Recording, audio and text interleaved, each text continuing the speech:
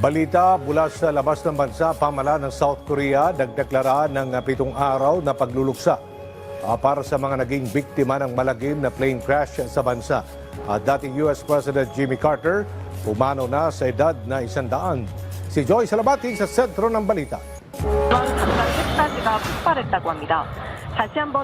Nagdeklara ng national mourning period ang South Korea matapos ang malagim na plane crash na kumitil sa buhay ng nasa 179 na pasahero. Ayon kay Acting President Choi Sang-muk, magtatagal ang mourning period ng 7 araw.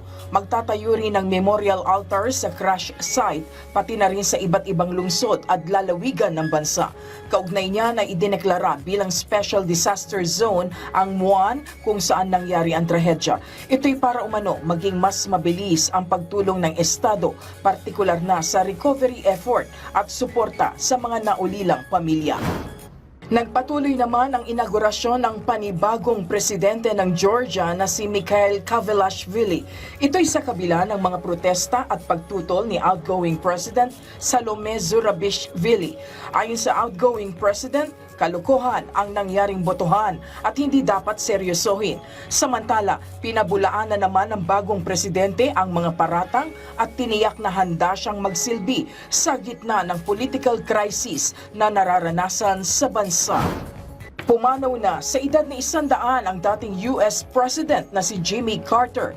Si Carter ang ika-39 na American President na nagsilbi noong 1971 hanggang 1981. Nagpaabot naman ng pakikiramay si US President Joe Biden at sinabing isang taong may compassion at moral clarity si Carter. Pati na rin si US President-elect Donald Trump. Aniya, naging malaki ang ambag ng dating presidente sa buhay na tinatamasa ng mga Amerikano ngayon. Nakiramay rin si former US President Barack Obama. Kabilang na ang ilang mga world leaders na sina French President Emmanuel Macron at Ukrainian President Volodymyr Zelensky. Joyce Salamatin para sa Pambansang TV sa Bagong Pilipinas.